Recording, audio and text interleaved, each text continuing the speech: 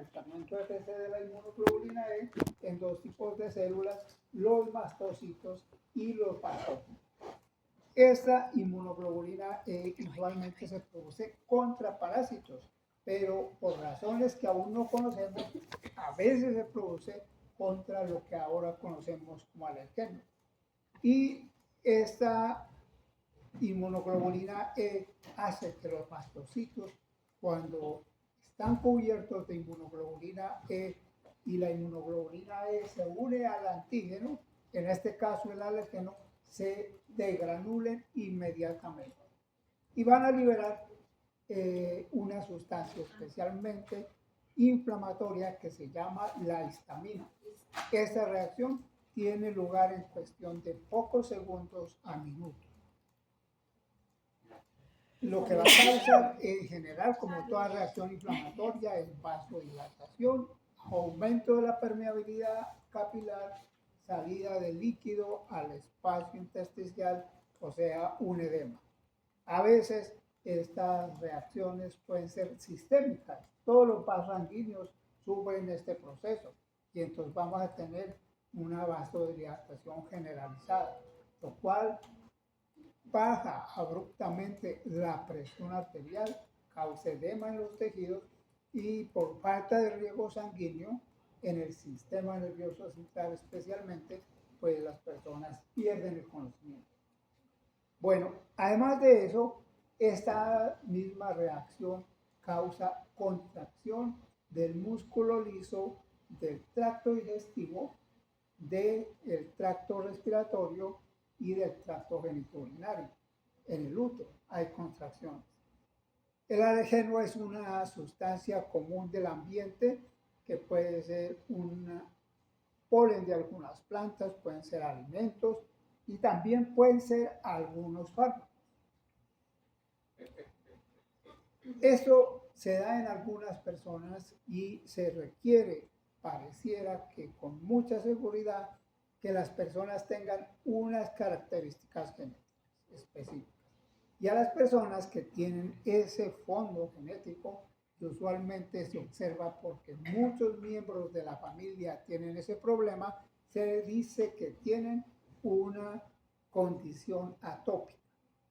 Si un padre tiene una enfermedad alérgica, el hijo tiene la probabilidad del 25% de tener alergias. Y si el padre y la madre tienen enfermedades alérgicas, los hijos tienen un 50% de probabilidad de desarrollar enfermedades alérgicas. La reacción se realiza en dos etapas. Una etapa que se llama la fase inmediata, que ya les mencioné, y el mecanismo rápidamente lo mencionamos, que es en minutos a segundos, y luego una fase tardía, que ya es una respuesta inmunológica como las que ustedes conocen y que vamos a revisar enseguida.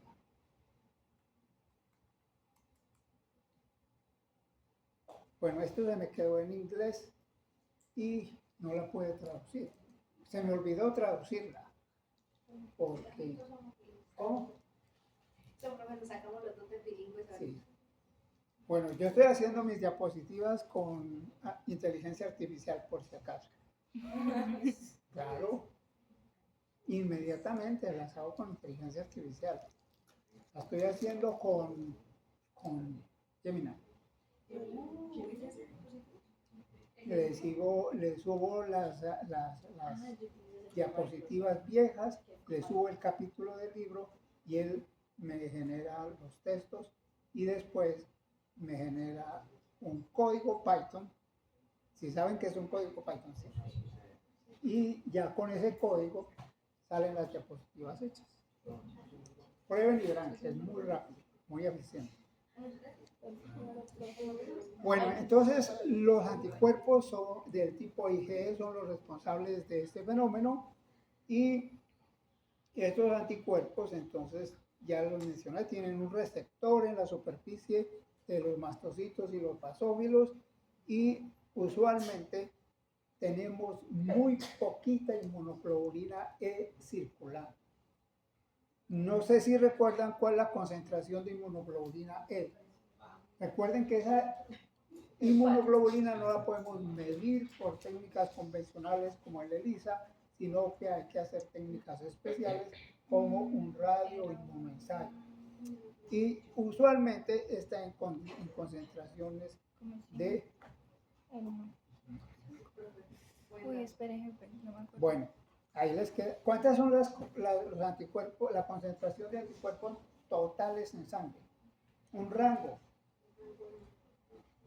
entre 7 y 17 gramos por decilitro o miligramos por litro. Bueno, eso entonces es extremadamente alto para lo que hay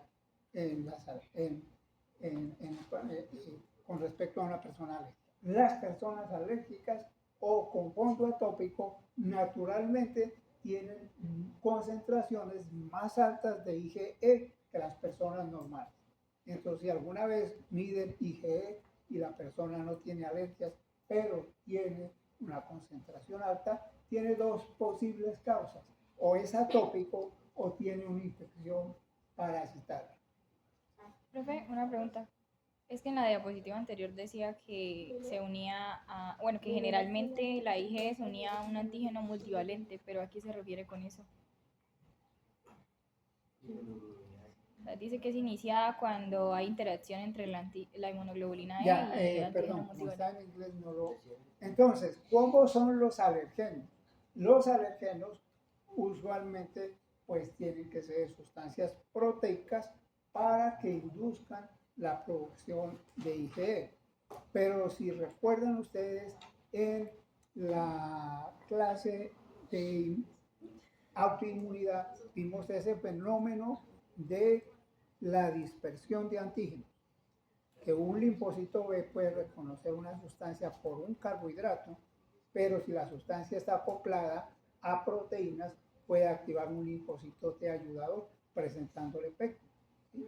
Entonces, los alergenos son multivalentes, pero las proteínas no son multivalentes, porque una proteína no tiene epítopes que se repiten y se repiten, ¿sí o no? Es como una piedra tiene sitios completamente distintos. Pero ¿qué puede ser multivalente? Los carbohidratos. Y entonces las proteínas pueden estar cubiertas de carbohidratos que se repiten y entonces pueden haber múltiples epítopes seguidos. Entonces así se pueden generar antígenos multivalentes.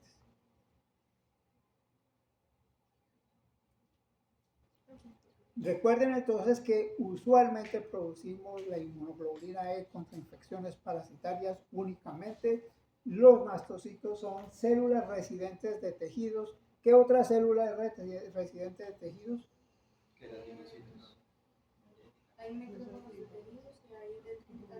Las células dendríticas. Las células dendríticas son residentes de tejidos. Las otras células son los mastocitos. Bueno, y ellos siempre están recubiertos de IgE. ¿Los mastocitos siempre están recubiertos de IgE? Otra característica de los alergenos, que además de estar recubiertos de carbohidratos y de ser moléculas con epítopes repetitivos, es que la mayoría de estas proteínas tienen actividad enzimática. Ahora vemos por qué eso es importante.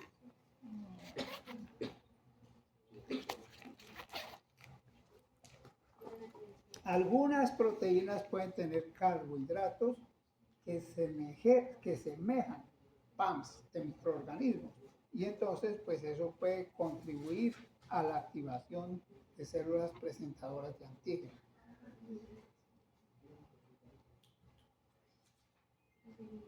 Estos antígenos entonces van a entrar por los distintos sitios de entrada, usualmente por su actividad enzimática. ¿Cuáles son los sitios de entrada?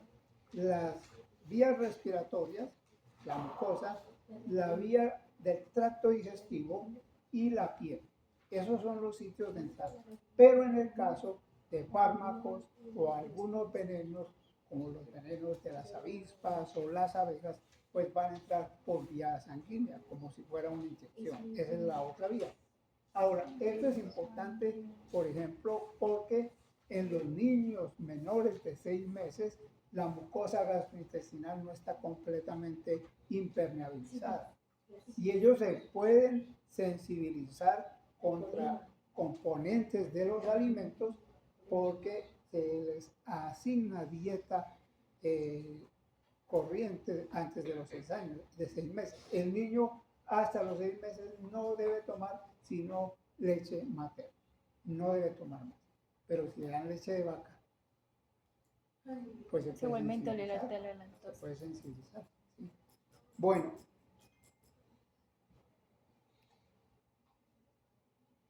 en esos sitios, estos alergenos pues, van a hacer una presentación antigénica, células dendríticas activadas, activación de linfocitos y por razones que no sabemos exactamente, pues activación de linfocitos TH2.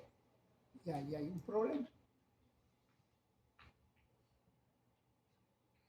Los receptores de inmunoglobulina E, entonces, son receptores con un sitio especial para el fragmento FC de la inmunoglobulina E, se llaman receptores FC epsilon R1 y son receptores activadores.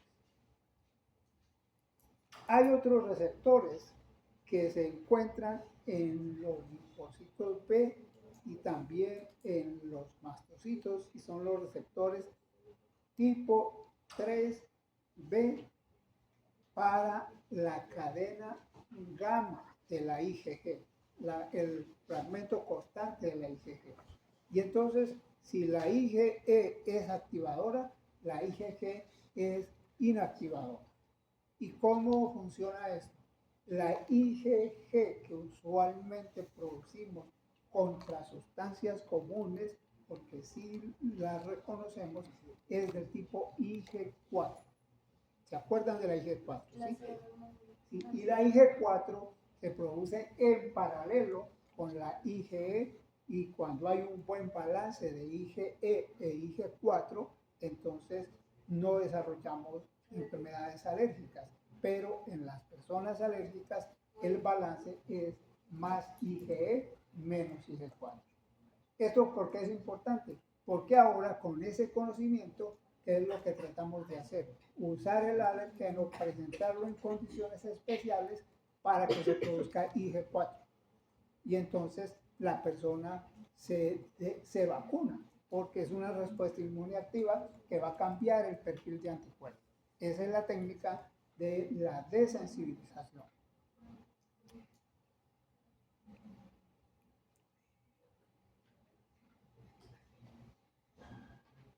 Profe, pero ¿cómo la IG, o sea, cómo la IG4 puede esto, como inhibir a la IG?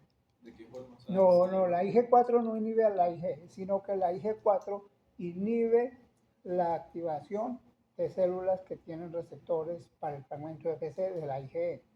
Entonces, si una IgE se pega a una célula, un linfocito B, un mastocito, un basófilo, va a activar. Pero si se ha pegado más IG4, entonces, aunque se pegue la IgE, no va a haber activación, sino inhibición. Ahora, ¿cómo es eso? Pues es complicado porque ahí están las vías de señalización y unas vías son fosforilación y todo eso, y las otras son desfosforilación con fosfatasas. Ahora vemos un poquito de eso. O sea, pero en pocas palabras es como que la IG4 lo que hace es unirse a los receptores de la cadena constante. O... No, la IG4 sí se une a los receptores de la cadena constante. Las dos se unen a los receptores de la cadena constante. Ahora volvemos sobre eso. Y usualmente, ¿qué se da después de esas interacciones? Después de esas interacciones lo que se va a dar es acciones en el núcleo, factores de transcripción para la IgE o para la IG4, remodelación de la cromatina, adicionando acetilasas o deacetilasas y acetilación o desacetilación. Cuando un gen está acetilado, ¿está activado o desactivado? Acetilado. Acetilado está activado y desacetilado está inactivado. Entonces, ¿eso que va a inducir? Cambios epigenéticos. porque esos patrones de acetilación y desacetilación se transmiten de célula madre a célula hija.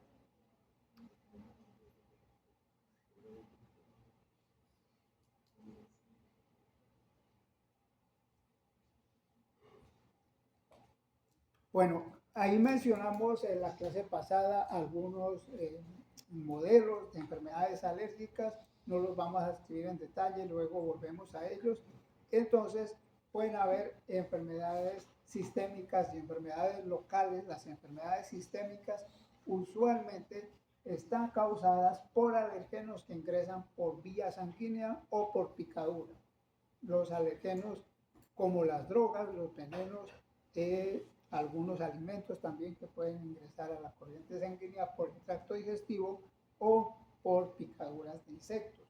Menos común otros tipos de alergenos. Sin embargo, cualquier alergeno puede dar un shock anafiláctico. ¿Qué va a pasar? Entonces se da una difusión de los alergenos a nivel sistémico por la vía circulatoria. Esos alergenos van a llegar a los distintos sitios donde están los mastocitos e inmediatamente se van a desgranular los mastocitos, especialmente cerca a los vasos sanguíneos. Se va a dar una vasodilatación inmediata y va a haber colapso de la presión arterial. Adicionalmente, estas personas van a tener dificultad respiratoria porque va a haber contracción del músculo liso. Y casi siempre que se da esto, las personas tienen 15 minutos para llegar desde el momento de la iniciación del choque hasta cuidados intensivos. Profe, ¿qué es lo que hace la epinefrina en ese caso? Cuando Entonces, se ¿qué da pasa la anafilaxis? epinefrina? La epinefrina es un beta-adrenérgico. ¿Vieron fisiología o no? Algo se acuerdan de los receptores beta-adrenérgicos. Son receptores que aumentan la contracción del músculo cardíaco, aumentan el flujo del riego sanguíneo porque hay pues demanda de riego sanguíneo por la gran vasodilatación y hacen vasoconstricción y reducen la permeabilidad capilar. Actúan de la misma forma que los alergenos inmediatamente. Entonces, ¿cómo se manejan los pacientes que se sabe que ya han sufrido reacciones anafilácticas? Tienen que llevar en su bolsillo una ampolla de adrenalina y una nota diciendo que es alérgico y que en caso de emergencia le inyecten esa ampolla por vía intramuscular inmediatamente. Bueno, hay otras reacciones como en la piel, es una reacción que puede ser severa, se llama la urticaria, está causada por muchos alergenos, por ejemplo, el pelo de los animales, las picaduras de insectos, y esa misma reacción la vemos cuando hacemos las pruebas para los alergenos, que enseguida la vamos a ver. La rinitis y la conjuntivitis estacionaria se llama así porque en los países donde hay estaciones aparecen los árboles y las plantas secuencialmente según la estación del año. Aquí no se ve tan estacionaria, pero está asociada en la mayor parte de los casos a la presencia de polen de algunas plantas. Y sin embargo también puede estar asociada al polvo casero, que está constituido por ácaros, por descamaciones de la piel y por las heces de los ácaros. Hay un alergeno que es proveniente directamente de los ácaros y está muy bien identificado, es el que más se ha estudiado y ese es el causante principal de estas reacciones. Todos probablemente han experimentado lo que puede ser una rinitis, un prurito en las fosas nasales, aumento de las secreciones y luego va a haber congestión nasal. Siente uno que las fosas nasales están tapadas. Eso es por la vasodilatación, el aumento en las secreciones mucosas, que es otra consecuencia de la activación de los mastocitos. La otra reacción que también puede ser severa es el asma alérgico. En este caso, el alergeno pues va a causar lo que ya mencionamos. Contracción del músculo liso en las vías respiratorias, aumento de la secreción mucosa, vasodilatación, y todo eso contribuye a la disminución de las vías de la luz de las vías respiratorias. Todos han visto probablemente personas alérgicas, ¿sí? Hay dos tipos de asma, una que es el asma alérgica y la otra el asma no alérgica. El asma no alérgica se parece mucho, pero tiene una fisiopatología diferente.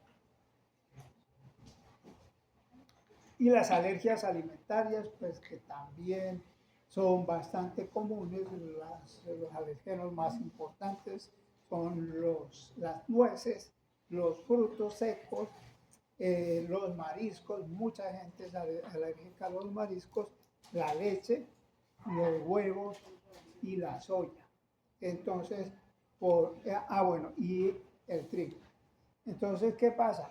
Van ustedes allá a los almacenes y ven en la lista de ingredientes y ahí les dice, puede contener trazas de soya, de leche, de huevo o de trigo. Sí. Cuando dice que este producto puede procesar una fábrica que procesa... Exactamente, pero no quiere decir que es que tenga soya, no, es que tiene mínimas cantidades, y esas mínimas cantidades, que puede ser contaminación, eso puede ser suficiente para desencadenar una reacción alérgica.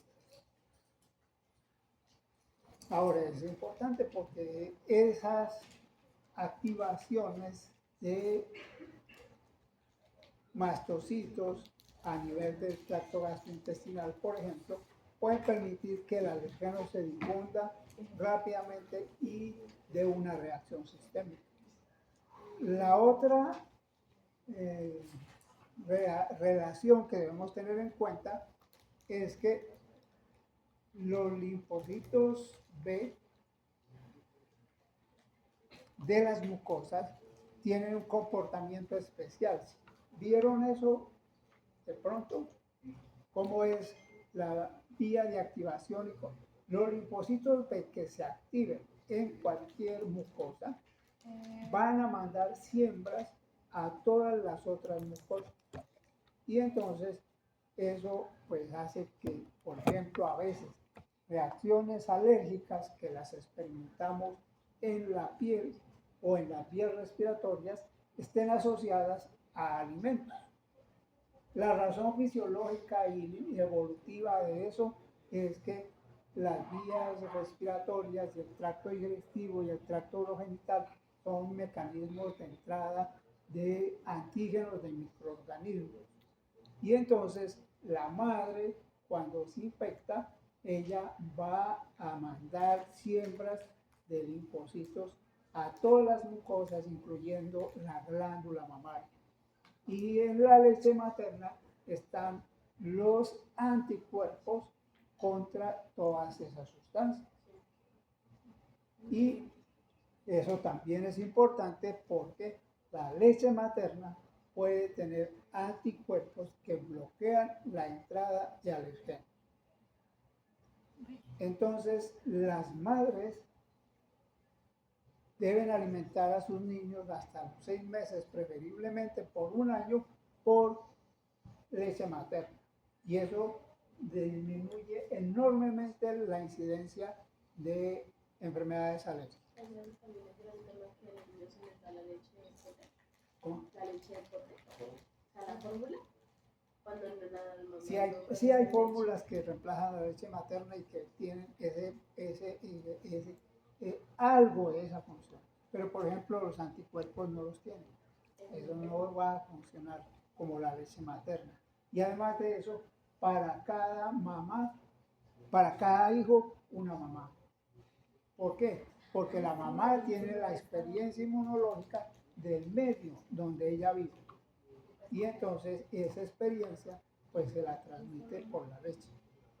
Y esto es muy importante porque los niños que no son alimentados con leche materna tienen mucha incidencia de enfermedades alérgicas, y si una madre tiene una niña y no la alimenta con leche materna, esa niña cuando tenga hijos, a pesar de que su hijo nazca y tenga leche materna durante todo el año, tiene mayor probabilidad de tener enfermedades alérgicas que la madre, que un niño de una madre que fue amamantada con leche materna. ¿Sí me hago entender? Qué cosa tan loca. Es transgeneracional ese fenómeno. O sea, por ejemplo, que sobrino le dieron jamás leche materna, ya le dieron la fórmula. Bueno, vamos volviendo a la vida tal como debe ser. La vida tal como debe ser.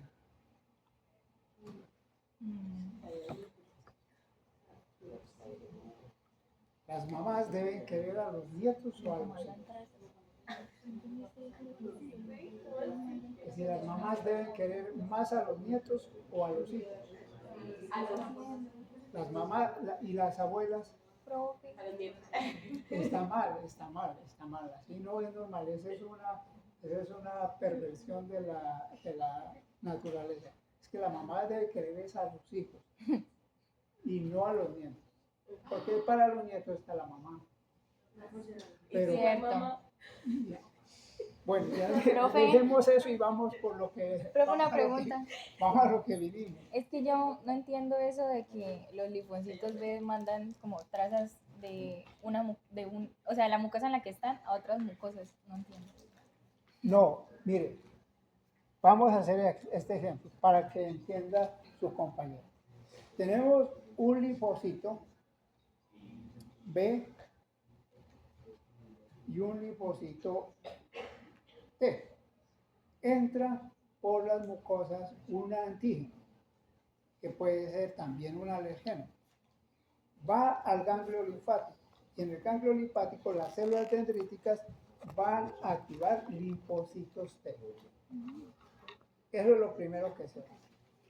Ahora, estos linfocitos T dentro del ganglio linfático, allá en la vecindad, en la corteza y la médula, entonces van a interactuar con los linfocitos B, ¿de acuerdo?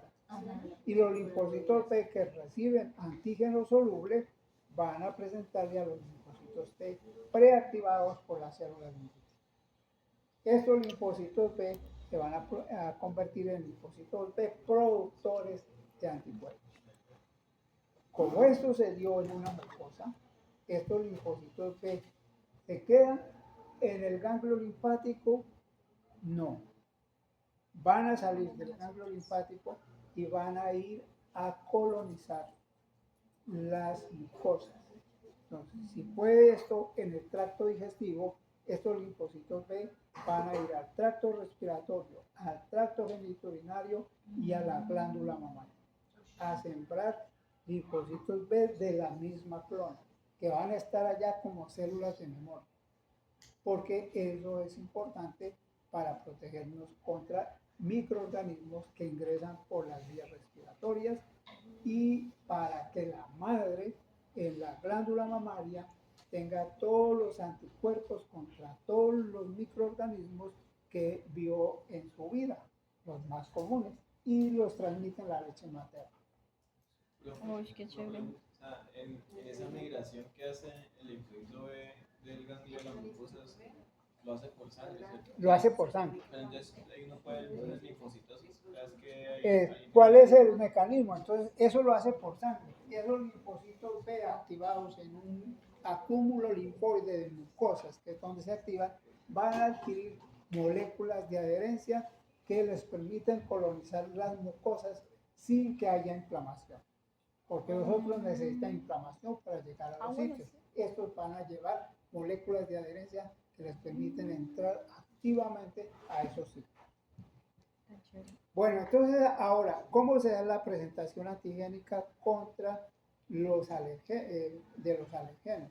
En la piel, los alergenos entonces van a activar las células dendríticas y como toda presentación antigénica mediada por antígenos que inducen una respuesta tipo TH2, la piel o las mucosas van a producir interleuquinas. Las células epiteliales producen interleuquinas. Y esas interleuquinas son la 25, la 33 y TSLP. Estas interleuquinas entonces van a hacer que la célula dendrítica se convierta en una célula presentadora de antígenos que va a hacer que el linfocito T produzca interleuquinas del tipo TH2, que son la 4, la 5 y 13. la 13. Esto es normal contra los alergenos, pero no debe, contra los antígenos, pero no debe darse contra los alergenos.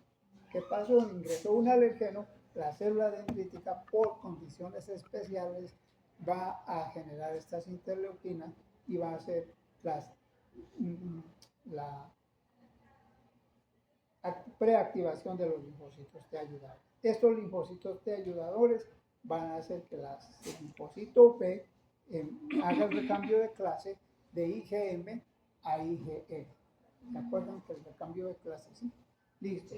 Estos linfocitos T ayudadores van a llegar a los sitios donde hay inflamación, pero no hacen lo mismo que hacen los linfocitos B.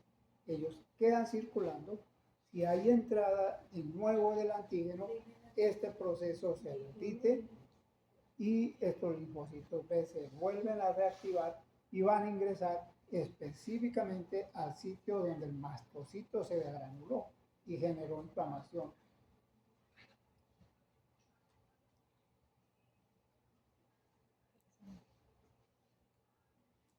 Bueno, entonces ya mencionamos cómo se da ese proceso.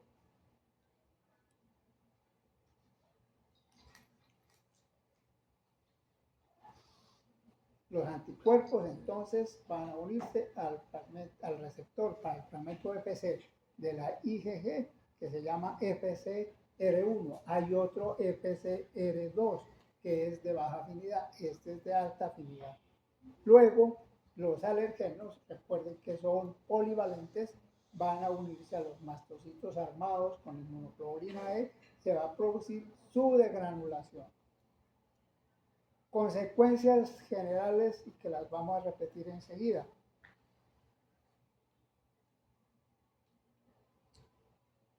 Vasodilatación, liberación mediada por aminas vasoactivas, se llaman así. ¿Cuáles son? La histamina, la más importante. Y otras sustancias inflamatorias que se generan de los lípidos de la membrana. ¿Se acuerdan cuáles son? Leucotrienos y prostaglandinas. Estos mastocitos también van a producir interleuquinas. Y ellos producen una interleuquina, que es la interleuquina 4. Si se dio esto, entonces la interleuquina 4 pues ya va a hacer que nuevamente células dendríticas se vuelvan presentadoras de antígeno para linfocitos TH2. Los linfocitos que llegan allá van a seguir polarizándose hacia TH2. Estas citoquinas entonces van a generar inflamación. Los vasos sanguíneos se van a activar. Los leucocitos circulantes van a reconocer ese sitio y van a ingresar al sitio de la inflamación causada por el alergeno. Ahora, según las citoquinas y las interleuquinas inflamatorias, va a haber un reclutamiento de leucocitos. Cuando digo leucocitos, hablo de linfocitos y de células de la línea mieloide. Y entonces este proceso va a hacer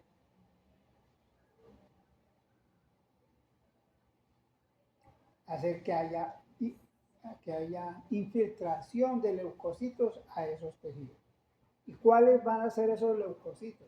Van a ser linfocitos TH2, van a ser eosinófilos y algunos polimorfos nucleares neutrófilos y basófilos, eosinófilos, algunos polimorfos nucleares neutrófilos y linfocitos TH2.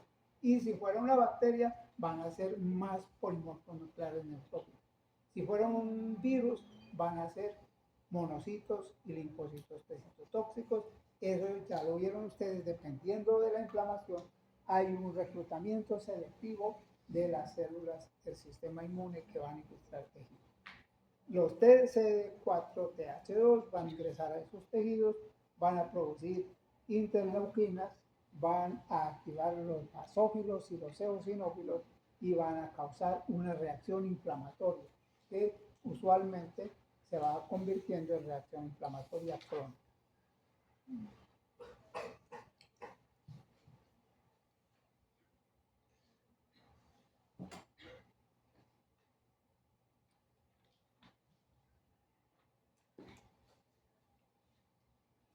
Bueno, generalidades fue eso. Ahora vamos a lo específico. Llega el antígeno, se une a la inmunoglobulina E que está unida a su receptor en el mastocito o en el basófilo y va a iniciar una cascada de señalización. Esa cascada de señalización tiene consecuencias grandes a través de la activación de mediadores, dentro de los cuales están LIN, está otra proteinquinasa llamada SIN. Esos los vieron ya cuando vieron la activación de los linfocitos. Se unen a los ITAMs. ¿Recuerdan qué quiere decir ITAMs? Los motivos fosforilados por activación. Bueno, ahora, de aquí se va a activar un mediador que se llaman nodales, es SIC. A partir de la activación de SIC, se van a activar proteinquinasa C. Se va a activar diacilglicerol. Se va a activar una fosfolipasa que está relacionada con la activación de proteinquinasa C, que se llama la fosfolipasa D. Y esta fosfolipasa D va a activar el AMP cíclico, liberar la fosfolipasa D no hace eso. La proteinquinasa C va a activar el AMP cíclico, hacer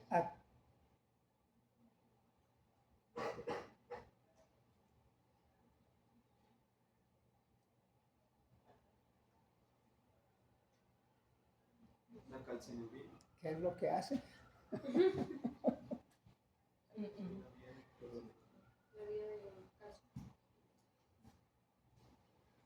Abre los canales de calcio de los depósitos intracelulares y abre los canales de calcio y de la membrana plasmática y puede ingresar calcio desde el espacio extracelular y liberar calcio desde los depósitos intracelulares que son el retículo endoplasmático. Yo no sé por qué tengo esas lagunas mentales tan horribles. Ya les conté pues que yo tengo ese problema, ¿no? Desde niño. Y que toda la vida, cuando era niño eran minutos.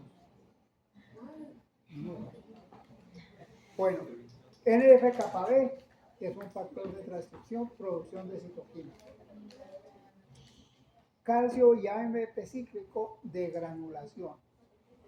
Y la MAP quinasa va a activar la producción de citoquinas también, y la fosfolipasa alfa va a activar los lípidos de membrana para generar ácido araquidónico, y del ácido araquidónico leucotrienos y prostaglandinas.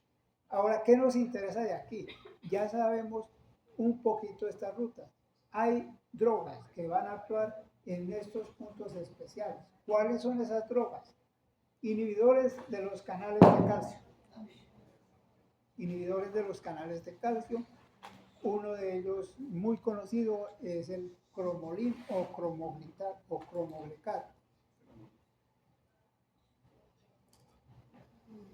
Bloqueadores de la vía de generación de leucotrienos y prostaglandinas. ¿Cuáles son esos? No, el ibuprofeno. Son los antiinflamatorios no esteroideos, que usualmente son bloqueadores de la ciclooxigenasa y bloqueadores de la AMP cíclico. Entonces, ahora, ¿cuáles son los que actúan más rápidamente? Los bloqueadores de la AMP cíclico y los bloqueadores de calcio, porque ellos están estabilizando a los mastocitos para que no se granulen. ¿Podrías repetir todos los medicamentos? ¿Cómo? Los medicamentos los podría volver a repetir. Sí, entonces, bloqueadores de los canales de calcio, cromoglicato sódico, por ejemplo. ¿Sí? Luego, tenemos inhibidores del AMP cíclico y tenemos los bloqueadores de la vía del ácido araquidónico, inhibidores de la ciclooxigenasa. Ahora, los inhibidores del AMP cíclico y de la liberación del calcio, ¿qué hacen? Son muy buenos tratamientos porque hacen que el mastocito no se degranule fácilmente y entonces no libera la histamina. Son de mantenimiento. Ahora, lo otro es que cuando el mastocito ya se degranuló, pues ha liberado la histamina. Y entonces, ¿cuál es el tratamiento? Antihistamínico. Antihistamínicos. Cuando se da esto, calcio y AMP cíclico, entonces los gránulos se van a liberar, porque esto actúa sobre el citoesquelético y la membrana plasmática. Los gránulos entonces son liberados, se va a producir la liberación de las aminas preformadas, que son fundamentalmente la histamina, y el resultado va a ser la vasodilatación, la contracción del músculo liso, y además de esto, aquí en estos gránulos hay proteasas, y eso va a producir daño de tejido. Ahora, ¿por qué es así? Pues porque estos gránulos son específicos contra parásitos, pero no son específicos contra alergenos. Es el problema. Bueno, la vía del ácido araquidónico, entonces ya lo mencionamos, prostaglandinas y leucotrienos, y eso también da vasodilatación, contracción del músculo liso. Y la producción de citoquinas, entonces citoquinas proinflamatorias, siempre que hay activación de una célula de la línea mieloide, neutrófilos, eosinófilos, basófilos y mastocitos, va a haber factor de necrosis tumoral. Y factor de necrosis tumoral es la principal proteína inflamatoria. ¿Qué va a hacer eso? Activación de los endotelios, vasodilatación y reclutamiento de leucocitos.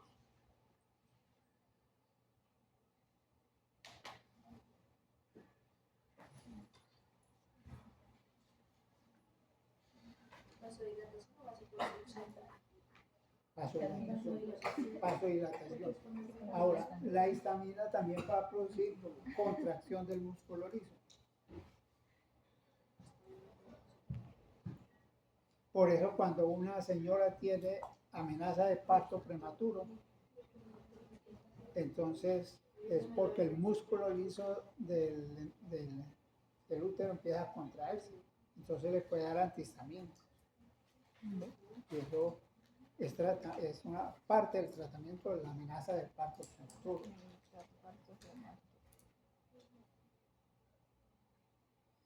Bueno, ya mencionamos entonces qué hace la histamina, ya mencionamos los mediadores lipídicos. Hay otro que no lo mencionamos, es el factor activador de plaquetas, produce broncoconstricción y retracción del endotelio. Quimiotaxis es un proinflamatorio. Enzimas como la quimasa y la triptasa van a causar el daño tisular, pero además de eso van a inducir la secreción de moco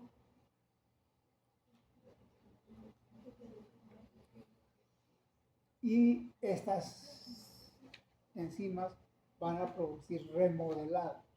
Entonces va a haber destrucción de tejidos, atracción de fibroblastos y reemplazo de tejidos por fibroblastos. Esto es un problema, Daño tisular. porque entonces los niños asmáticos en los cuales el tratamiento no es apropiado y la madre y el padre no controlan las crisis asmáticas, cada que tienen una crisis asmática, sus bronquios van a tener destrucción de tejidos y esa destrucción de tejidos va a hacer que las vías respiratorias terminen reemplazadas, los tejidos de las vías respiratorias terminen reemplazados por tejido fibroso.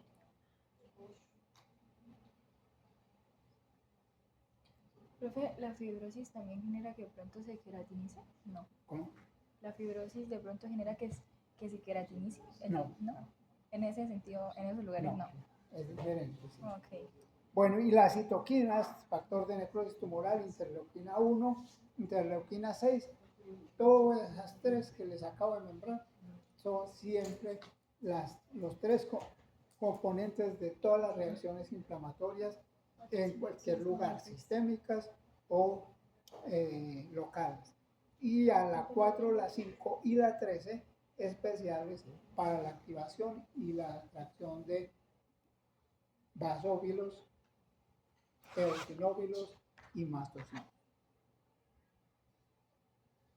Estas citoquinas entonces son las causantes del reclutamiento de leucocitos y ese reclutamiento de leucocitos es el mecanismo de la fase tardía de una reacción alérgica.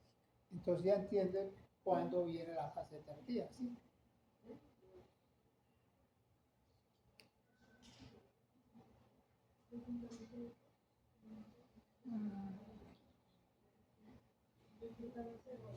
Reclutamiento de leucocitos.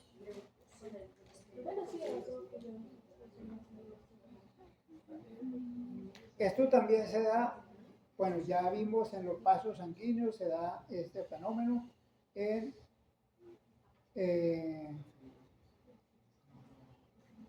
las vías respiratorias, pero también se da en el tracto gastrointestinal. Entonces, ¿qué pasa en el tracto gastrointestinal con la contracción del músculo liso? Va a haber un aumento de la movilidad gastrointestinal. ¿Y cómo se va a manifestar eso? Como una diarrea y dolores, diarrea y dolores tipo calambre, en las alergias a los alimentos. Ah, bueno. Okay. Entonces, ¿qué pasa en las alergias a los alimentos? Pues consume el alimento, se produce todo este fenómeno que les acabo de mencionar, hay aumento de las secreciones, aumento de la contracción del músculo liso y eso es lo que genera la sintomatología.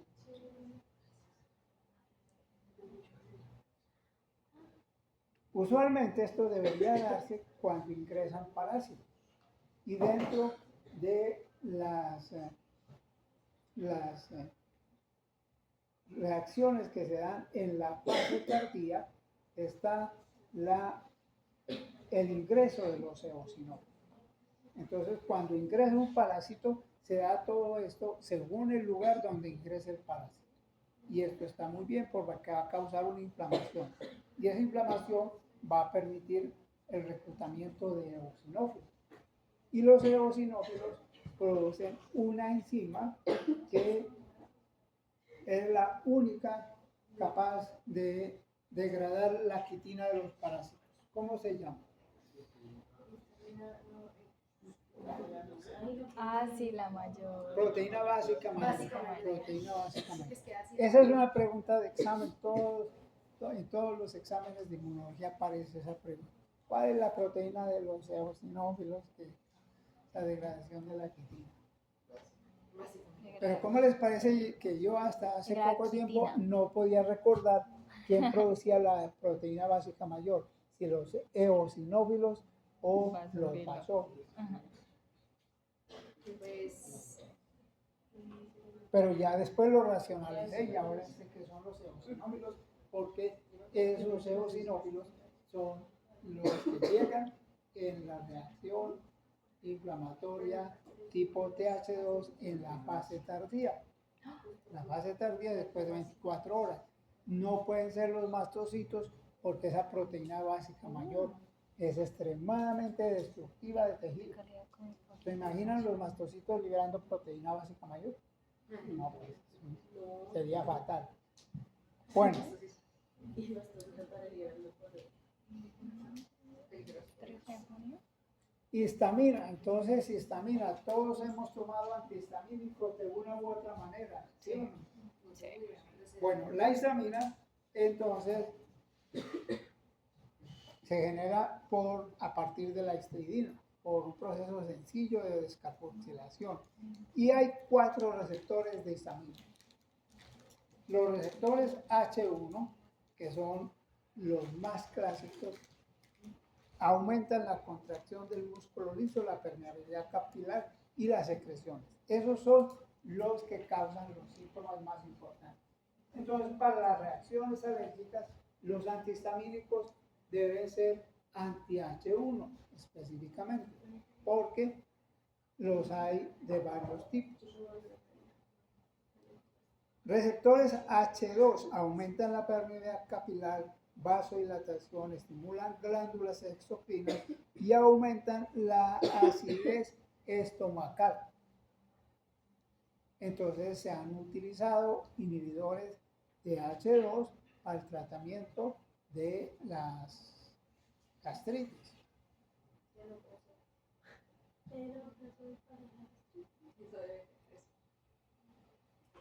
También bloquean la degranulación de los mastocitos y los basófilos por un proceso de retroalimentación negativa y probablemente, aunque no son tan específicos como los H1, pueden tener un efecto un poco de más amplio espectro.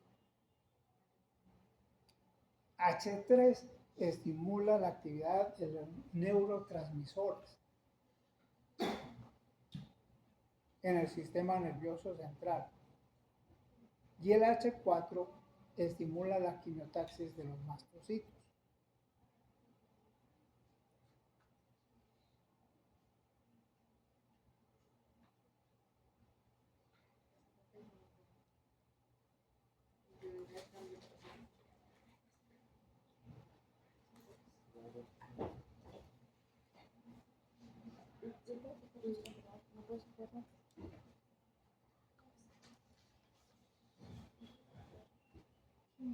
De los mastocitos. Bueno, tenemos receptores de histamina tipo H1 en el sistema nervioso central también. Y los receptores H3. Entonces, los antihistamínicos causan sueño, dan sueño. Y eso es importante porque la mayor parte de los antihistamínicos antiguos producían sueño y entonces se recomendaba que las personas que tomaban antihistamínicos no condujeran. Pero ahora hay unos antihistamínicos que ya no tienen ese efecto secundario. No condujeran vehículos.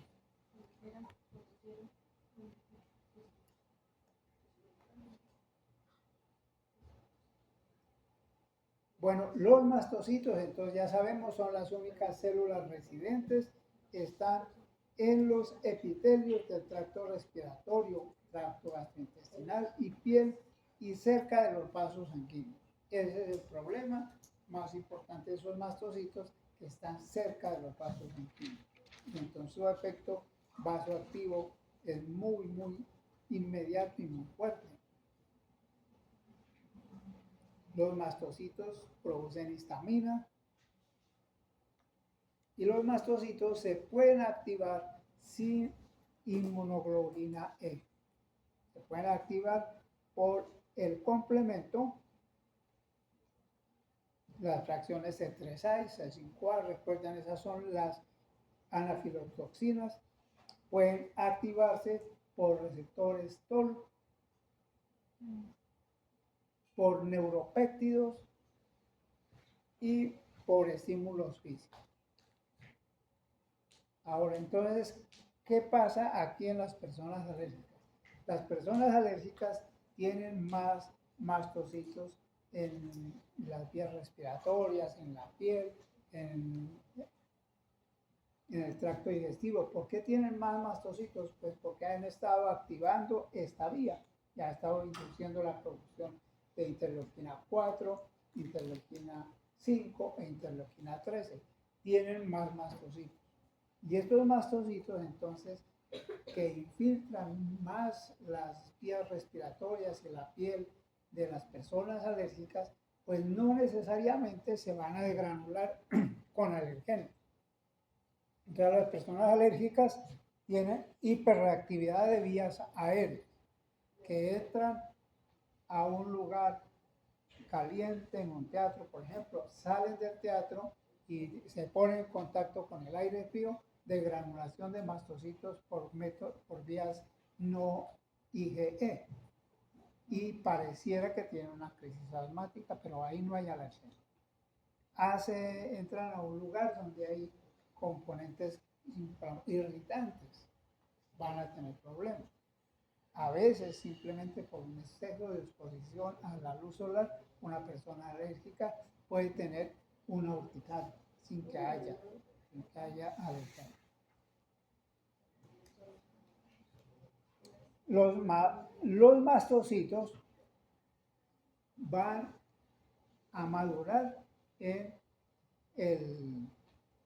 los tejidos. Los precursores salen de la médula ósea y maduran en los tejidos. Los basófilos y los eosinófilos no. Ellos necesitan ser inducidos para madurar en la médula ósea. Recuerden que los basófilos son muy poquitos. Ustedes no los van a ver en los recuentos. Son llamados a los tejidos en la fase tardía. Tienen gránulos semejantes a los de los mastocitos. Tienen receptor para el fragmento FC de la IgE y contribuyen a hacer la función de los mastocitos en la fase tardía. Los eosinófilos son los más deleterios en este tipo de reacción. Son estimulados por la interleuquina 5, el GM-CSF. Son reclutados a los tejidos por quimioquinas en la fase tardía. Tienen la proteína básica mayor y son antiparasitarios, antibacterianos, pero también causan destrucción de los tejidos del huésped. Producen peroxidasa y la peroxidasa, ¿dónde funciona? Agentes reactivos de oxígeno. Exacto, en la producción de radicales de oxígeno. Leucotrienos, ya lo mencionamos, interleuquina 4 y factor transformante de crecimiento beta. Estos dos factores son inductores de monocitos tipo M2. Hay monocitos M1 y M2, ¿sí o no? Y generan macrófagos M1 y M2. Los monocitos M2 son reparadores, pero este proceso de reparación se asocia a la atracción y activación de fibroblastos. Entonces ellos contribuyen a la fibrosis. Profe, es que, o sea, yo tenía entendido que el TGF-beta era antiinflamatorio, o sea, que ocurría ya en la parte en la que se busca sacar con inflamación, o sea, porque dice que promueve la inflamación. Está mal escrito, ¿no? La 4 promueve la inflamación y ahí quedó, hubiera escrito respectivamente. Okay. Sí. Y el TGF-beta es antiinflamatorio.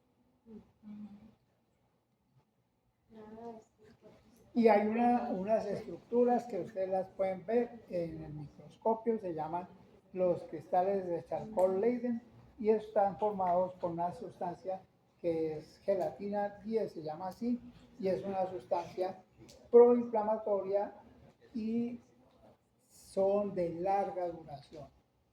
Entonces, como son de larga duración, pues ahí va a haber es como tener una espinita causando una inflamación muy prolongada.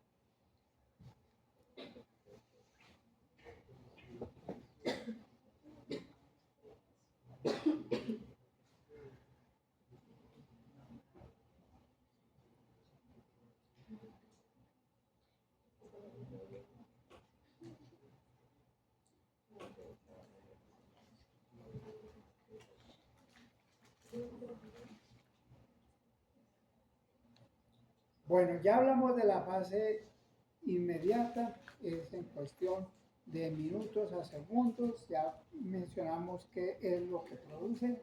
La fase tardía ya la hemos mencionado también.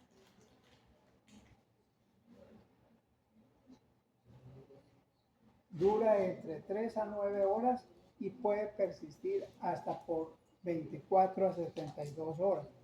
Aquí hay un problema y es para cuando ustedes tengan sus niños, ojalá no tengan niños asmáticos, que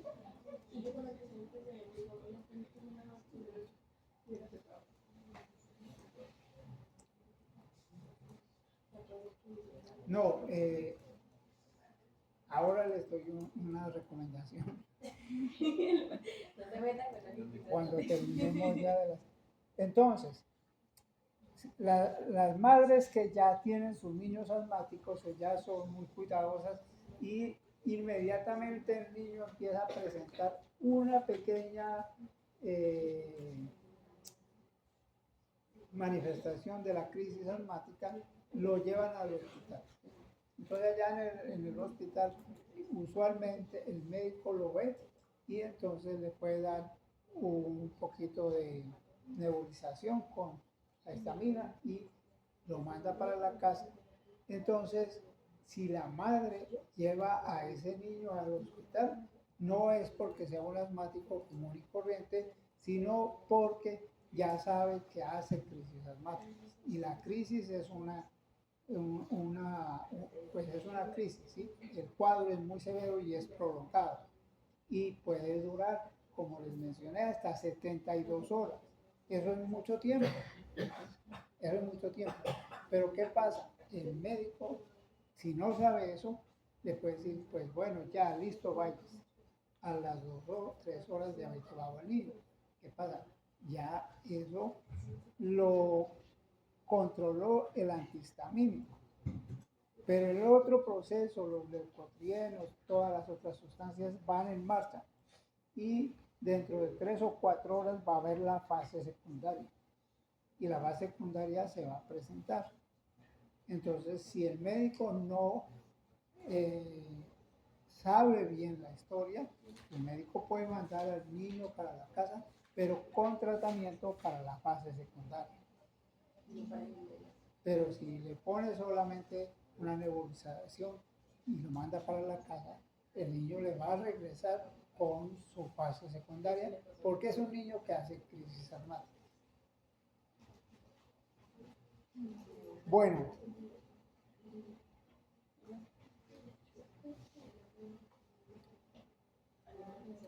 ahora, cuando se da la fase primaria, el tratamiento puede abortar la fase secundaria. Y eso es lo ideal en el tratamiento. ¿Por qué es lo ideal? Porque si se permite que se dé la fase secundaria, en la fase secundaria es donde más se da el daño del tejido.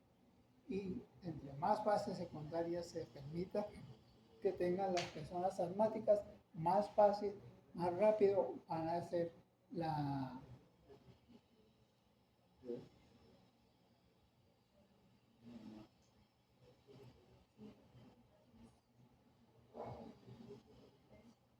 remodelación de las vías aéreas.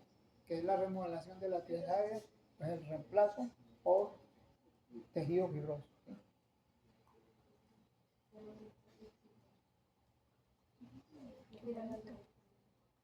Bueno, esto ya lo mencionamos en la fase primaria, fundamentalmente histamina y leucotrienos y prostaglandinas, porque son los que producen inmediatamente. Esto va a causar la reacción inflamatoria, la activación del endotelio, el reclutamiento de los linfocitos T y de los otros leucocitos con un sinnúmero de sustancias proinflamatorias e interleuquinas.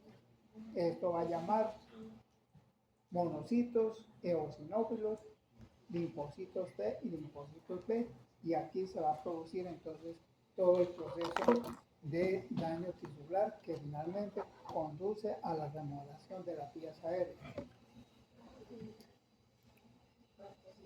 Qué horrible.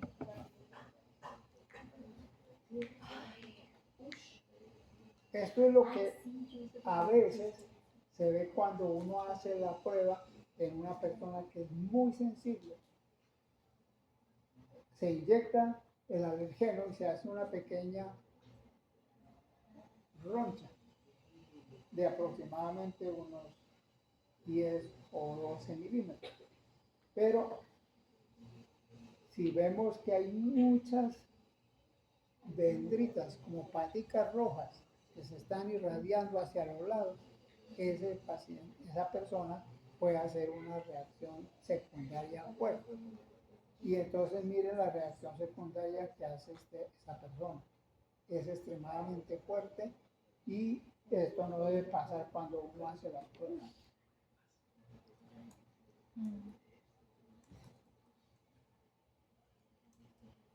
Bueno, esto simplemente para mostrar una histología en la fase primaria. Hay congestión vascular, la degradación de los mastocitos, hay un edema rápido que se forma alrededor de los tejidos de los vasos sanguíneos, y luego en la fase secundaria todo está infiltrado especialmente de eosinófilos. Y los eosinófilos, pues ustedes los pueden ver con las tensiones propias de hematocilina eosinófila.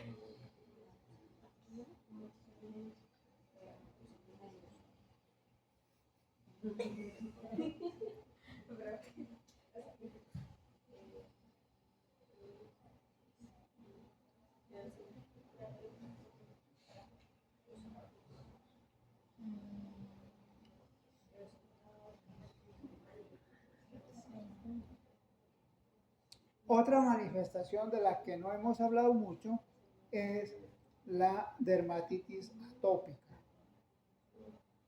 La dermatitis atópica se da pues por una reacción en la cual la sensibilización usualmente se da a través de la piel, se forman unas lesiones rojas pruriginosas al contacto con la sustancia alergénica, pero estas dermatitis atópicas tienen una consecuencia, y es que esas lesiones pueden perdurar. Muchas veces las personas no saben la causa de la dermatitis atópica y entonces van a tener esas lesiones pruriginosas que van y vienen, y luego esas lesiones se convierten en lesiones hiperqueratóxicas y descamativas y pueden ocupar áreas grandes del cuerpo y se confunden con una enfermedad muy maluca que se llama la psoriasis. A veces la psoriasis es indistinguible sintomáticamente y clínicamente de la dermatitis atópica. Y esa psoriasis tiene una fisiopatología completamente diferente y manejo clínico muy distinto. Pero como se puede volver hiperqueratóxica, entonces se confunde con la psoriasis. El problema de esas dermatitis atópicas es que en muchos casos es imposible encontrar el alergeno.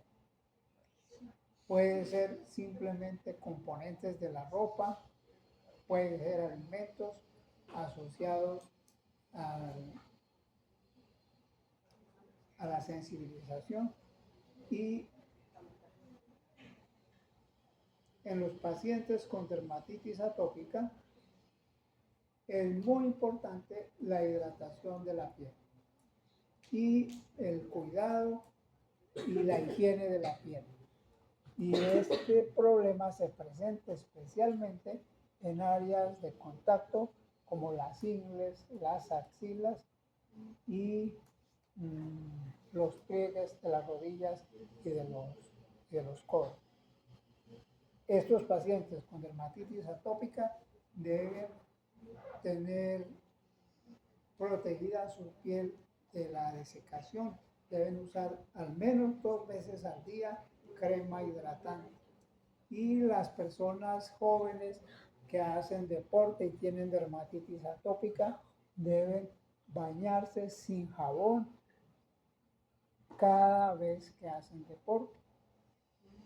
Inclusive deben bañarse 2 veces al día sin jabón, una vez en la mañana y otra vez en la tarde al llegar del trabajo, porque componentes del sudor ayudan a exacerbar las crisis de dermatitis atópica.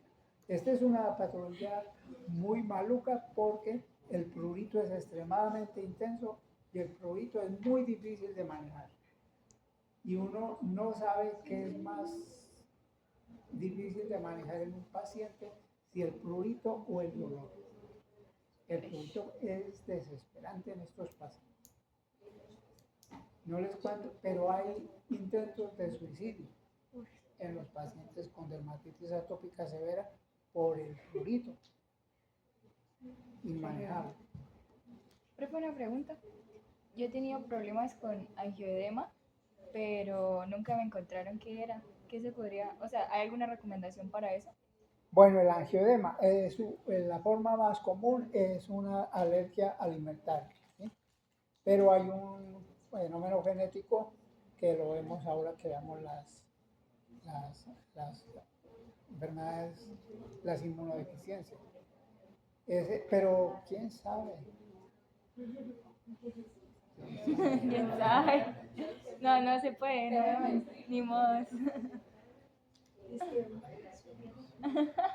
A la mami. No se puede, no se supo. Ay, mano.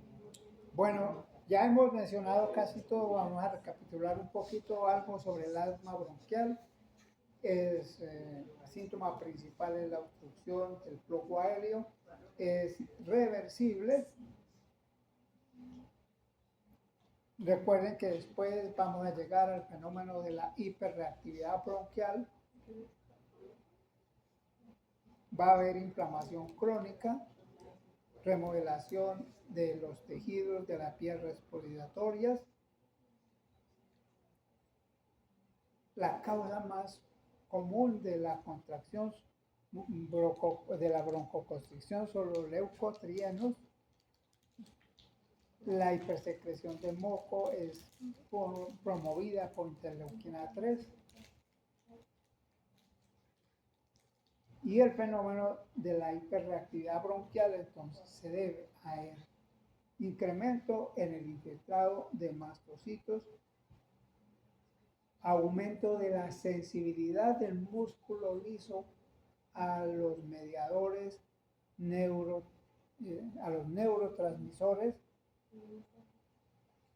y alteración de las terminaciones nerviosas. Entonces las terminaciones nerviosas están preactivadas, los gránulos de los mediadores de la contracción de las terminaciones nerviosas son más altas y eso es lo que se llama el fenómeno de la hiperreactividad bronquial.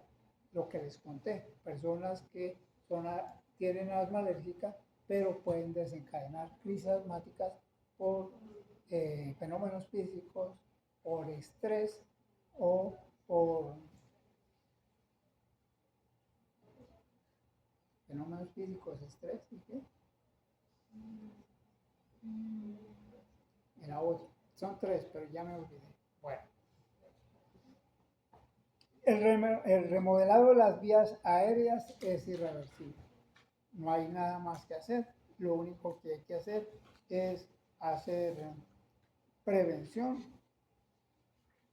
Y recuerden que hay asma alérgica y asma no alérgica. Eso es lo que en los libros ustedes van a encontrar como los endotipos del asma. El asma tipo 2 alta y el asma tipo 2 baja. En el asma tipo 2 baja el fenómeno no es alergia. ¿Por qué se llama baja? Porque las vías respiratorias bajas son más comprometidas y en el alta las vías respiratorias altas son las más comprometidas en el asma alérgica. Bueno, miren ustedes entonces, por ejemplo, un bronquiolo normal, cómo este bronquiolo después es reducido durante la crisis asmática por el infiltrado y cómo después estos bronquiolos se van remodelando, va aumentando el grosor de la pared, tejido fibroso, y además de eso aumenta el grosor de las fibras del músculo.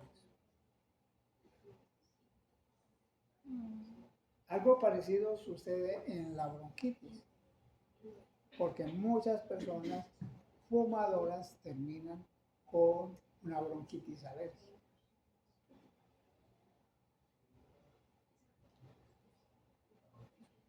Este es el aspecto de un bronquiolo normal. Y miren ustedes, aquí pues tenemos la mucosa, las células epiteliales, y vean ustedes cómo en las personas alérgicas estos infiltrados intensos y permanentes. ¿Me regalan un minutito? Sí, claro, siga.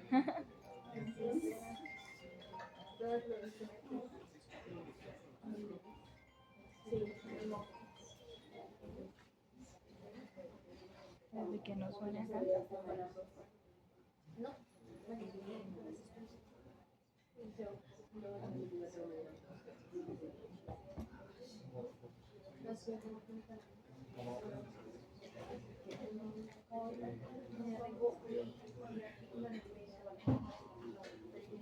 Ay, Dios mío.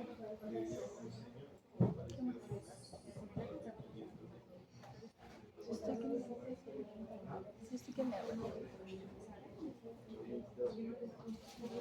¿Por qué tan bonito? ¿No le deja dormir?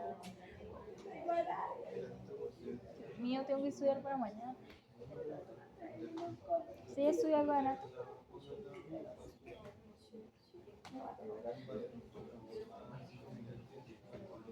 Dios mío.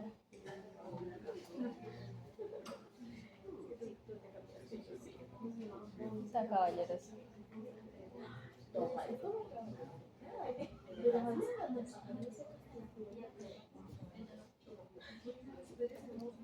Bueno, ya les mencioné que existe un fuerte componente genético y asociado a muchos órganos, a muchos genes. Es difícil decir cuáles son los genes más relacionados con susceptibilidad a las enfermedades alérgicas. Simplemente ahí les dejo yo la lista de esos genes. Pueden ser genes de citoquinas, genes del receptor de inmunoglobulina E, pueden ser genes de los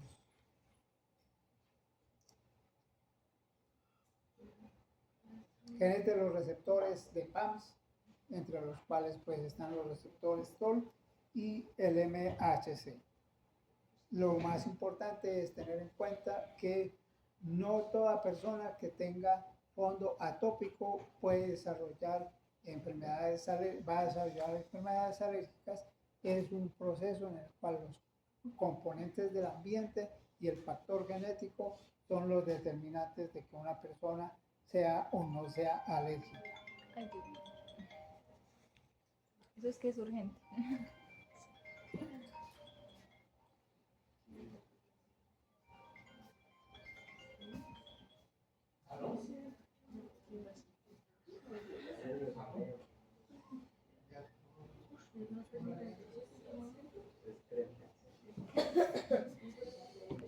Ayuda. Total, tengo que ser. Tenemos el mismo.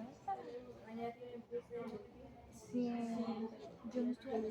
yo me acordé ahorita en la tarde. no, pero estudiando el libro, yo te he visto estudiando el libro.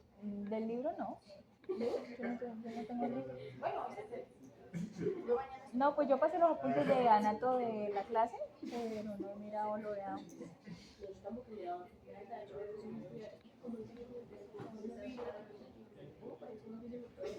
¿Ya qué edad se tienen?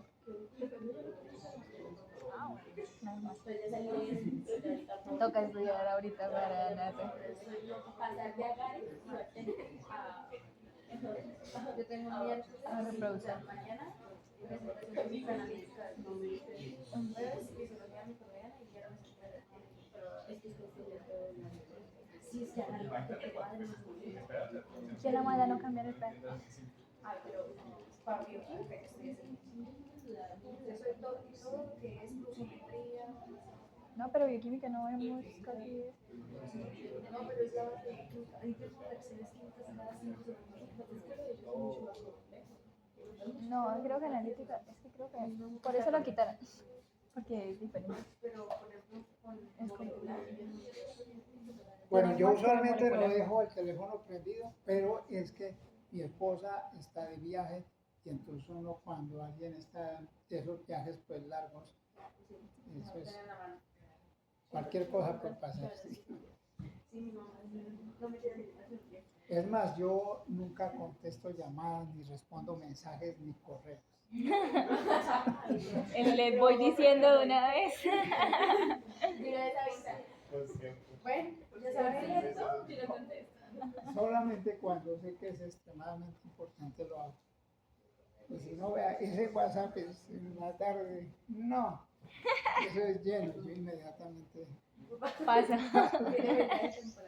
Sí. Bueno, entonces el impacto ambiental es muy importante. La contaminación atmosférica es un factor importante y eso pues es inevitable para nosotros, pero para las parejas que tienen niños con fondo atópico y con herencia, pues es importante buscar sitios donde la contaminación sea mucho más baja. Hay ahora métodos para medir exactamente el grado de partículas presentes en el ambiente. Las infecciones virales pueden ser un factor predisponente o que exacerban el asma, especialmente en los niños. Eso tampoco es evitable. Y hay una situación que es la teoría de la higiene. La teoría de la higiene. Entonces, ¿qué pasa?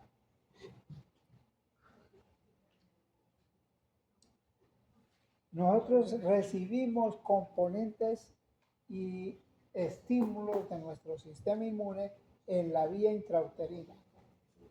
Las células que van a colonizar los sitios que van a ser las mucosas y la piel tienen una infiltración de unos precursores de linfocitos. ¿Se acuerdan de las células del sistema y de los linfocitos innatos que no tienen receptor específico? Se llaman así. Bueno, esos linfocitos son inespecíficos, no tienen receptor, pero actúan como linfocitos, son Th1, Th2, tienen todos los perfiles y ellos infiltran las mucosas. La forma en la que la madre ha sido expuesta a los distintos antígenos hace que el estímulo de esas mucosas sea distinto en las madres muy higiénicas y en las no tan higiénicas.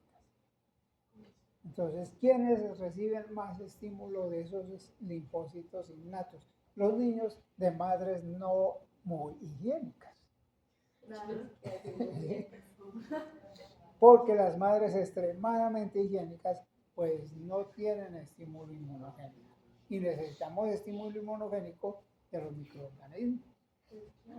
Bueno, ahora, para que ese niño tenga buen sistema. luego, cuando el niño nace, si el niño nace y es hijo de una madre muy higiénica, pues va a ser un niño extremadamente higiénico. Y entonces su exposición a antígenos microbianos y parasitarios va a ser muy baja. Bañarse está sobrevalorado. Sí, entonces el exceso de higiene es una de las causas de la susceptibilidad a las enfermedades alérgicas. Y eso se probó, por ejemplo, en Suecia, donde se encontró que los niños suecos eran extremadamente susceptibles a las enfermedades alérgicas y los niños de un país que queda a 2 horas y media cruzando el mar Báltico, una susceptibilidad muy baja a las enfermedades alérgicas y genéticamente son idénticos porque son el mismo grupo étnico. Todos son nórdicos y la causa fue la diferencia en la higiene de estas poblaciones. Y Bañarse está sobrevalorado, ¿sí? entonces eso causa una inmadurez o un retardo en la maduración del sistema inmune. ¿Cuál es la aplicación práctica de esto? Que un tratamiento para las personas con predisposición a enfermedades atópicas o que tienen alergias es vivir al menos 6 meses en una granja. Al menos 6 meses en una granja la y mamá da debería- muy buenos resultados. Da muy buenos resultados. Va a decir mi mamá que vaya a una granja para que... Bueno, lo otro es que pasado el periodo de leche materna, después del primer año, hay que ya exponer al niño a dietas completas.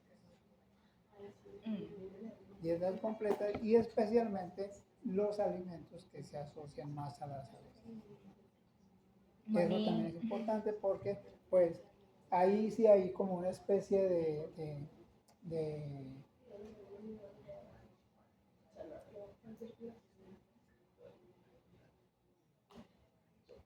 de línea gris, ¿sí? Hasta los 6 meses, cero comida, leche materna, preferiblemente un año, pero después la exposición a la dieta completa lo más tempranamente Profe, posible. ¿y esos niños que les dan leche materna como hasta los 6 años? ¿Cómo? ¿Eso es posible? Sí, claro que sí.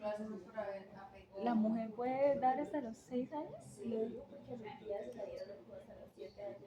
Bueno, los tratamientos, pues simplemente informativo, inhibir la degranulación de los mastocitos, antagonizar los mediadores y reducir la inflamación.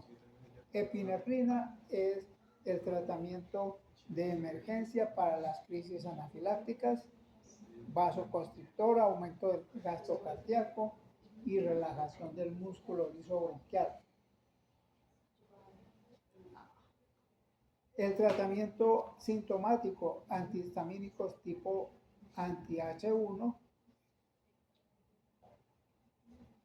no son muy eficientes en el asma, muy eficientes en la urticaria, en las reacciones, en la rinitis, en las conjuntivitis. Los broncodilatadores beta adrenérgicos para contribuir a la relajación del músculo liso. Esto no es terapéutico, sino sintomático. Antagonistas de los leucotrienos reducen la inflamación bronquial en los niños e inhibidores de la degranulación de los mastocitos, que son bloqueadores del calcio o de la AMP.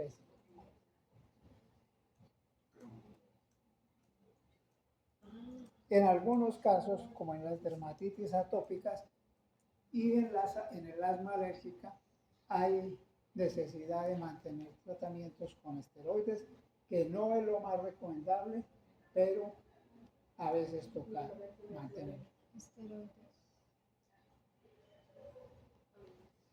La inmunoterapia, entonces, básicamente consiste en tratar de inducir un recambio del perfil desde las células TH1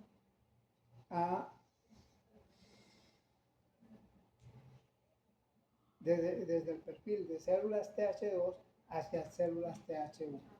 Y ese perfil se trata de inducir mediante la inoculación de pequeñas cantidades que se van ah, incrementando paulatinamente. Los tratamientos son muy prolongados, pueden durar hasta más de un año, a veces 2, 3 años, y a veces puede revertirse nuevamente al fenotipo alergénico. Entonces, estas terapias de desensibilización deberían estar acompañadas de las otras terapias, como por ejemplo la terapia de exposición a los microorganismos ambientales y la reducción de las otras causas de la inducción del fenotipo alérgico. Hay anticuerpos contra inmunoglobulina E que se pueden dar en casos severos. Anticuerpos contra las citoquinas, pues también se han utilizado y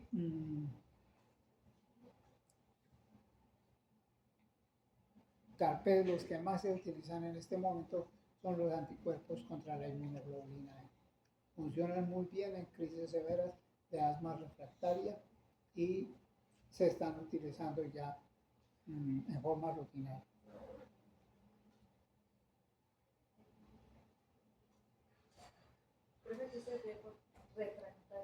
Refractaria que no cede a los tratamientos corrientes.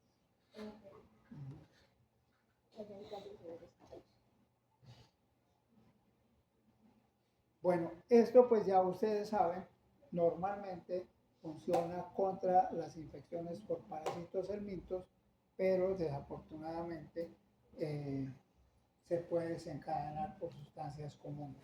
Ya todos estos mecanismos los hemos mencionado. Esto es lo que realmente se debe hacer cuando ingresa un parásito, y todo esto tiene mucho sentido porque recuerden ustedes que muchos de los parásitos helmintos ingresan por la piel, ingresan por el tracto digestivo, y después de que ingresan por la piel o por el tracto digestivo hacen un ciclo respiratorio. Las larvas pasan al pulmón y el pulmón nuevamente al... Entonces ahí están ubicados los mastocitos y están donde deben estar, para lo que deben ser.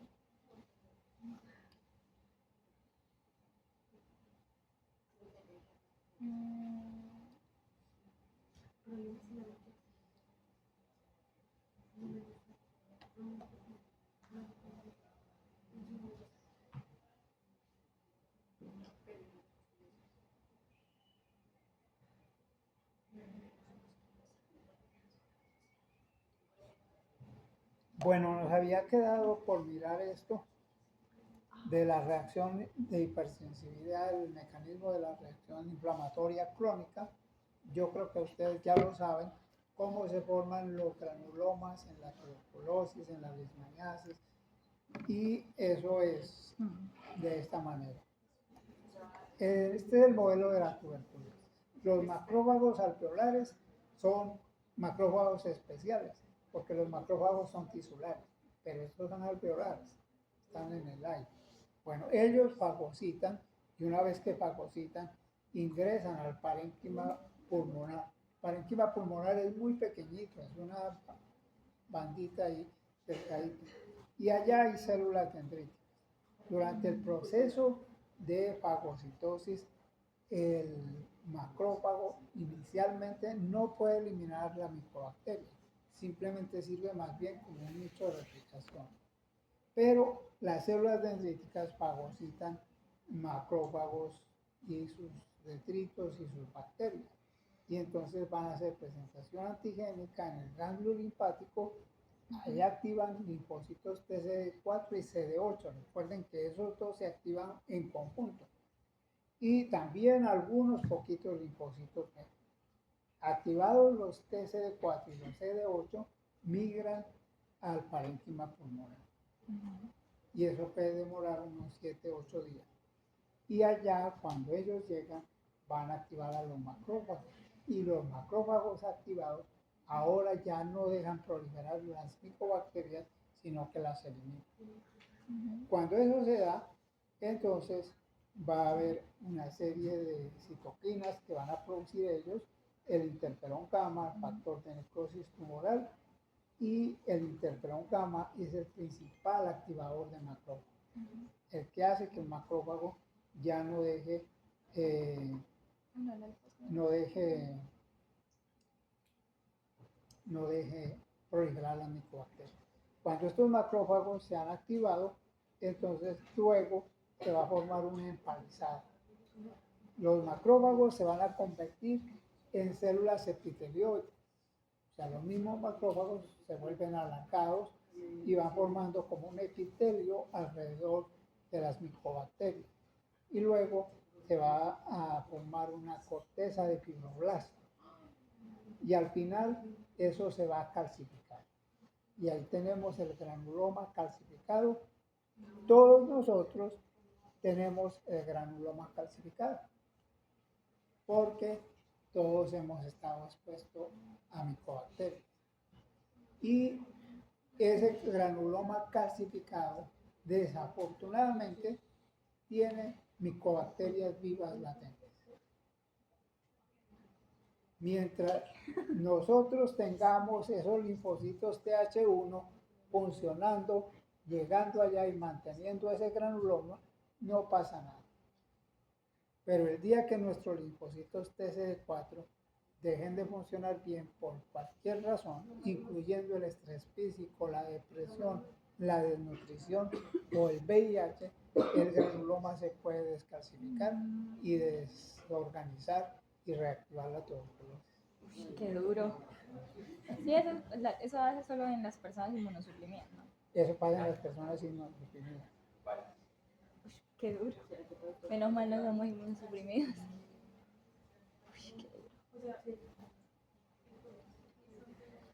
Esta misma reacción la vemos cuando inoculamos el antígeno de Mycobacterium tuberculosis en la parte epidérmica, pero ya no dura 8 días, sino que dura 3 días, porque ya tenemos los linfocitos de memoria, ¿sí? Bueno, en la prueba de la hipersensibilidad inmediata, no sé, pensé que tenía la diapositiva, ¿sí? Lo que sucede es que vamos a inyectar también a nivel epidérmico con una crucetica. No vamos a inyectar, sino que se pone con una crucetica el alergeno. Y ese alergeno entonces va a ingresar de la epidermis a la dermis y va a degranular los mastocitos si nosotros estamos sensibilizados. En la reacción de hipersensibilidad retardada, la reacción la vamos a ver a los 3 días.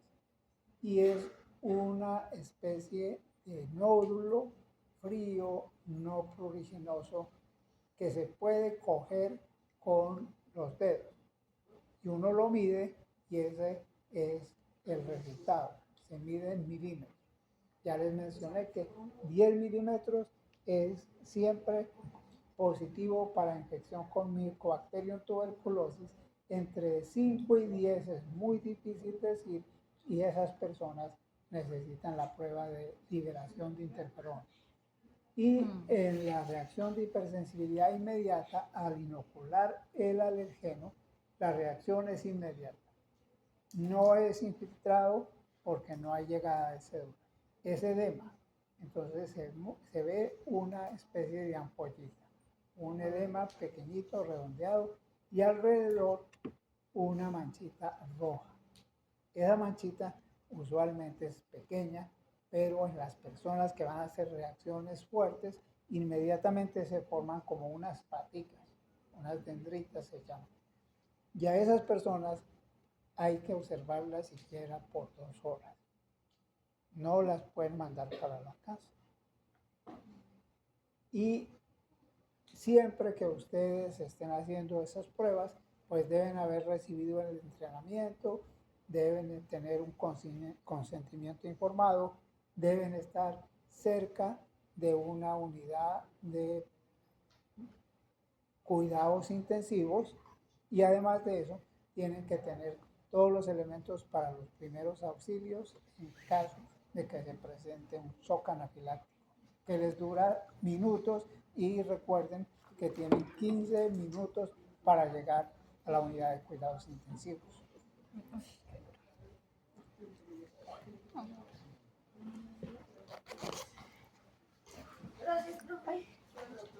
Sigue hablando. Vamos muy atrasados, yo no sé qué vamos a hacer. Ya tenemos una hora mañana. Sí, señor. Pues vaya, terminamos. ¿Y qué falta? Terminamos alerta. ¿Qué falta ver aparte de alérgenos? Profe. Ay, profe, una pregunta. ¿Cómo? ¿Qué falta ver aparte de alérgenos?